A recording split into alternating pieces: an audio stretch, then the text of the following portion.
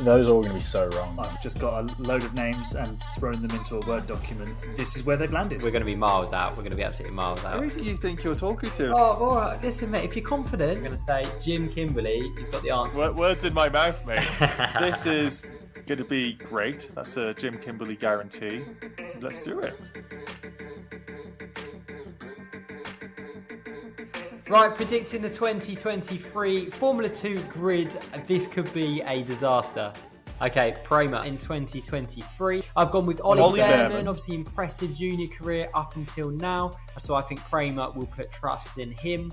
And I think Formula 3 teammate Arthur Leclerc will join him at Prema next season. I think joining him will be Fittipaldi.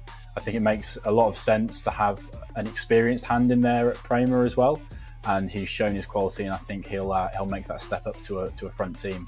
ART, I think Fred Vesti stays with the team for another season. I think we'll have Fred Vesti. He's really got embedded in that team, learned a lot from Théo Pourchaire, and I think he can have a proper title challenge next season. See Fred Vesti, second season, and like Lundgaard and Pourchaire, continuing on with ART for the second season.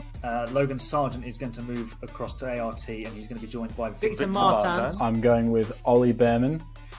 Carlin, difficult one, this one. I think Logan Sargent will be at Williams next year. So I've gone with Dennis Hauger to move to Carlin after a pretty up and down first season in Formula 2. And I think I think a change of team will be good for him. I think he'll be able to bring in a bit of experience alongside someone like Zane Maloney. I'm going for Jack Doohan. Lick your finger, put it in the sky. I've gone for Jack Crawford because of some Red Bull links. High tech, I think Yuri Vips and Marcus Armstrong go to Indy for 2023. So I've got Martin Hadjar to move up with the same team from Formula 3. And I think he'll be partnered by Jack Crawford to make an all Red Bull lineup. And his teammate, I think, will be Dennis Hauger, yet another Red Bull junior driver. Maybe Ayumu Iwasa. I just don't know where else to put Iwasa at this point, so High Tech ended up in the landing spot. Virtuosi. So I think 2022 Formula 3 runner-up Zane Maloney fills one of those seats at Virtuosi, and I think he'll be partnered with Britt Ollie Caldwell. I think he'll take up the second seat there. So for Virtuosi, I put Clement Novalak, and not really knowing where else to put him, and maybe he will be in F1, but Logan Sargent. For Virtuosi, I think Victor Martins will make the step up into Virtuosi. I think they've had experience of running Alpine junior drivers. Jack Doohan, I think it makes sense for him to stay where he's been this season. So I'm going for David Beckman and Kaio Collet. Championship winning seat up for grabs at MP. MP Motorsport, okay, no idea. I think this is the moment for Fred Vesti to make his mark. The only one I've got a bit of positive vibes from is Kaio Collet. I think the start or a start of 2022, Enzo Fittipaldi will move to MP for 2023. And I think Dutchman Richard Verschoor will join the Dutch outfit for one last stab at a title-winning campaign. At MP, I think Clement Novalak will stay. Jack Crawford, I think another promising young driver from Formula 3 who will pair really well with Clem. No idea for Dams. So I've gone with Ralph Boschung to move to Dams. And I think Marino Sato moves to the French team. For Dams, I've got Liam Lawson, and he'll be partnered by Lirim Zendelli. I've put Dennis Hauger. Dennis Hauger deserves second season. So I think Kaio Collet will come in as a rookie.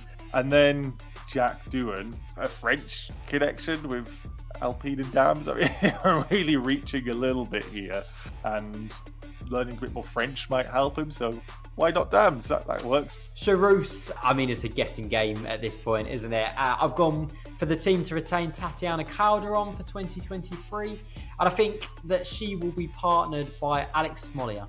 At Charouz, I think Jake Hughes has done enough to show that he can perform well in Formula 2, and I think his experience will be really appreciated by Charouz, so I think he'll go straight in there, and alongside Ollie Caldwell, who I think again has showed a lot of promise. Charouz, I put Roy Nissany because I feel like he's not going to go anywhere, but I don't know where else he's going to go in Formula 2. And then I've also put Roman Stanek as an F3 driver who has been in the sport in F3 for a long time. He's got a history with Charouz, so if he's going to make a step up why not to Charoux? I believe I wrote an article which the Charoux team boss said that he wanted to keep Enzo Fittipaldi and Tatiana Calderon as their first choice for next season, so that's what I put.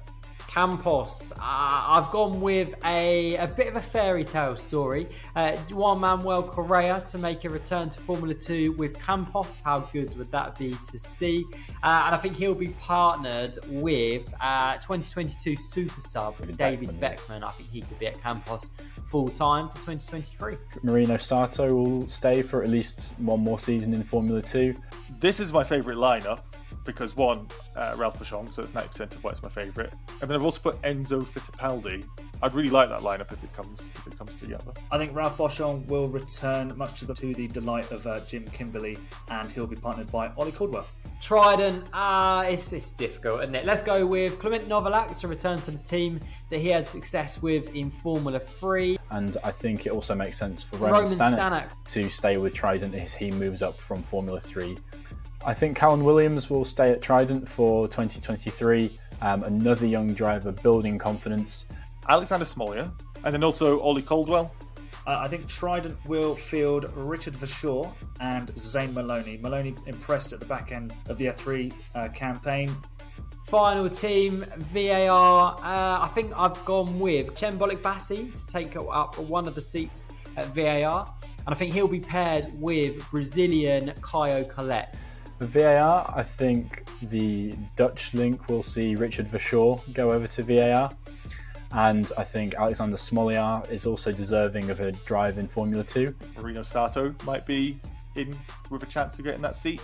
But the other driver I'm most excited about, which may or may not happen, but with Franco Colapinto, who has been their star driver across F2 and F3. Hard to say with VAR, but I think they'll keep Amaury Cordial. After his race ban at Silverstone, he performed much better. As for the second seat there, it was take your pick of anyone who's left over, and I'm going to plump for Roman Stanek.